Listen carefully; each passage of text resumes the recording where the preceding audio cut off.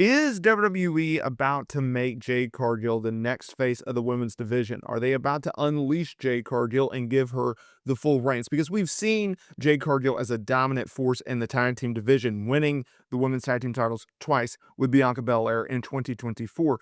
Up to this point, she's not broken through the single glass ceiling just yet. However, 2025 has been the opportunity for Jade Cargill to make it, and we are on the cusp of getting closer to it. Jade Cargill working a program with Naomi earlier this year, returning at the Elimination Chamber, attacking Naomi, beating Naomi at WrestleMania. Sure, Jade Cargill came up short, qualifying for Money in the Bank, but she has shared the ring with women's champion Tiffany Stratton. She has shared the ring with Charlotte Flair. She is still keeping her storyline with Naomi alive, and now she has progressed through the Queen of the Ring tournament. And now, well, it looks like she is about to hit on some gold, because if you look at the situation, she advanced on Monday Night Raw to the finals of the Queen of the Ring tournament. She is slated to work Asuka in the finals this Saturday out in sweet Saudi Arabia.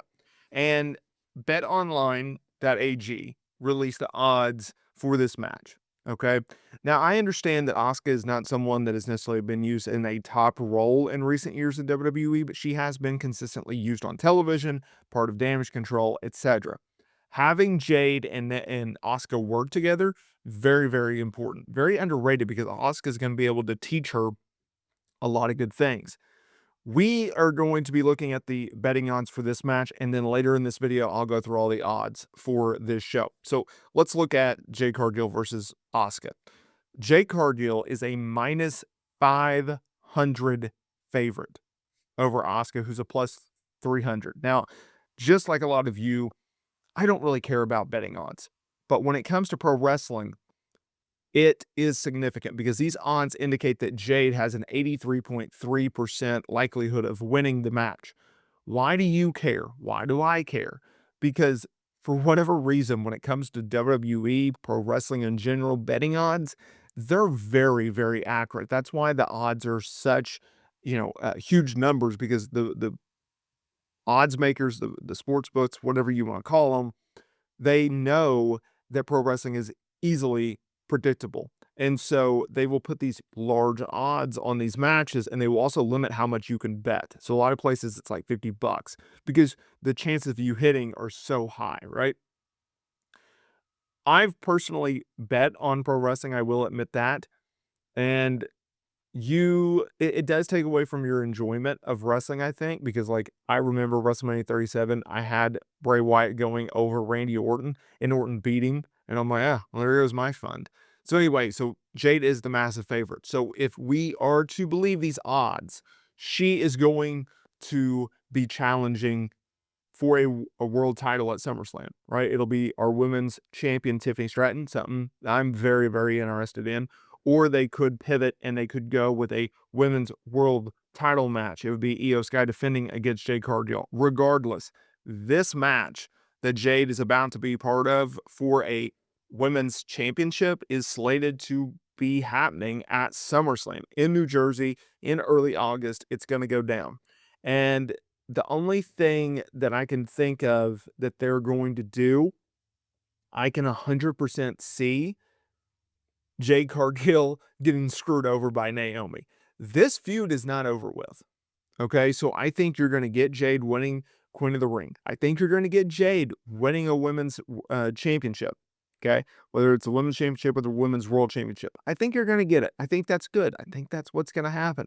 But Naomi holds Money in the Bank, and she holds Money in the Bank for a reason, and there's a reason they haven't had her cash in yet, and they're continuing this feud on television. Naomi and Jade are doing a great job of keeping this storyline alive on social by going back and forth.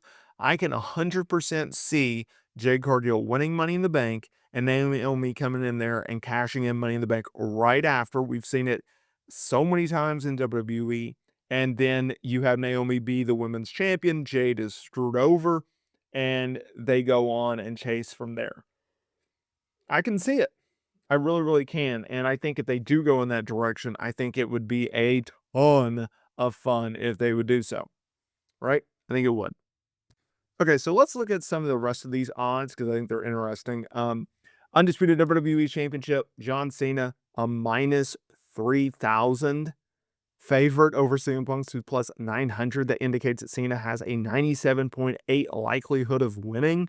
That's the right call. I don't think anyone's anticipating CM Punk beating John Cena and winning the WWE Championship. I do think Punk gets a WWE title run before it's all said and done, but I don't think it's going to be here, and I don't think it's going to be in Saudi Arabia. I think they're going to move down the list, and Cena is going to go on. I mean, everyone, knows, okay, hey, we're going to get a situation where Cody Rhodes is the guy leading into that talk. Cody Rhodes, Randy Orton, King of the Ring final. Cody Rhodes is a minus 700 favorite. That's a massive number to go over Randy Orton, who's a plus 400. That means that Rhodes has an 87.5% chance of winning. So I think that makes a lot of sense. You have Cody win King of the Ring. You have Cena retain. They've already teased Cody Cena 2. You have that take place night 2, SummerSlam, and you roll on with it. I think that really is the best course of action. I think that's what they're going to end up doing. I think it's the right call if they end up doing that. And then we go on to the next program and see what's going on. Cody Rhodes, undisputed WWE champion.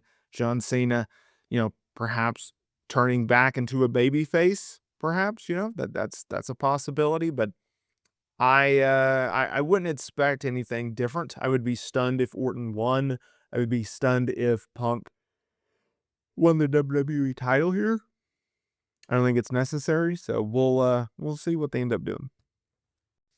Okay, so to round out these odds, we have Jacob Fatu, who is a minus 200 favorite over Solo Sikoa to retain the United States title. I'm surprised they're doing it here, but honestly, I think they just want to blow off this feud. No one expects Solo to win unless Hikuleo shows up and helps him beat Jacob. That's really, I mean, I guess you could have JC Mateo come out there and help, but I don't know. JC Mateo has kind of been a letdown since joining WWE. That's just my opinion. Rhea Ripley, minus 1,000 favorite over Raquel Rodriguez. That's not a huge shocker. Raquel Rodriguez should not be beating Rhea Ripley under any circumstances, so I have no problem with that. And then finally, at a minus 180, Sami Zayn going over Karrion Kross. I would like to see Karrion actually go over here. I think it would be a better thing for him. This is his first PLE, and 2022 or something like that. So this is a big time match for him. Hopefully he can go out there and shine, throw on a heck of a performance. But we'll see.